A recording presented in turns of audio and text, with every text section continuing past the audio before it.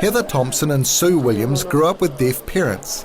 Now they've come to the vibrant city of Madrid to meet other children of deaf adults and to share experiences.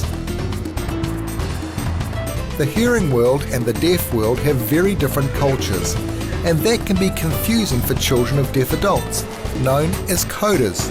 Growing up with deaf parents, you tend to have be a part of two different worlds. So you've got the deaf world and you've got the hearing world, and sometimes you can sort of come across a bit of an identity crisis. CODA kids definitely have a foot in both camp, and it's not always easy to balance that and to kind of work out where you fit.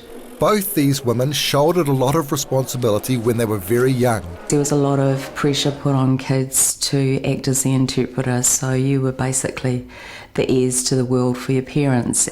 The women crossed the world to find ways to best help the next generation of Kiwi CODAs and to make life a little easier for them. Felt there was a need to set up some kind of parenting programs for CODA kids here in New Zealand, and so we went to Spain with the hope of getting some practical knowledge on how to go about doing that. There is an international, CODA International, and I believe that there's a need for resources in New Zealand for children that have deaf parents. Come across kids that perhaps had feelings of frustrations, and I know it's quite a normal process for teenagers to go through that, but it just seemed there was some additional stuff happening for these kids.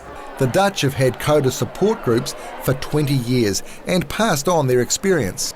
The Netherlands CODA Association had managed to secure some government funding to provide parallel programs for both the parents and the CODAs, so that these were run simultaneously. So it gave the parents parenting skills and how to be with their children, and it gave the young CODAs a sense of identity and actually understanding the culture and that they actually come from and that they belong to, and how they can sort of swing between both worlds quite comfortably.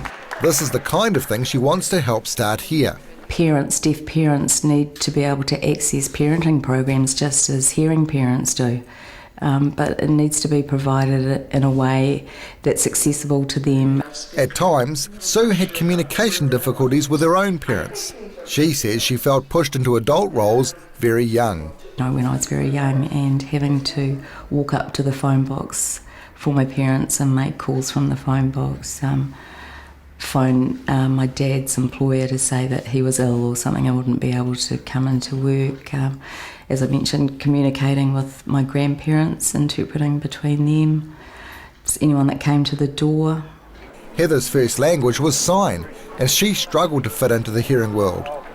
Because New Zealand Sign Language is your first language growing up, and then you are put into school, sometimes your behavioural issues or your learning issues or your identity can be, you can get quite confused.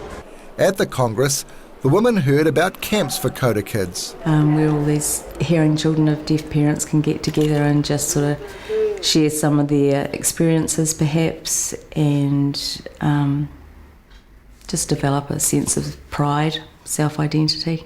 Something Heather and Sue have taken years to find themselves. Once I went back and started training as an interpreter, then I actually started to realise my own identity. Yeah, I think it's unique to be part of such an amazing culture, so when you are growing up it would be really good to know and to feel that you identify with that culture and that you belong to that culture. The Spanish trip has given these women the contacts and information they need to get a local branch of CODA International up and running. They're firmly committed to making it happen.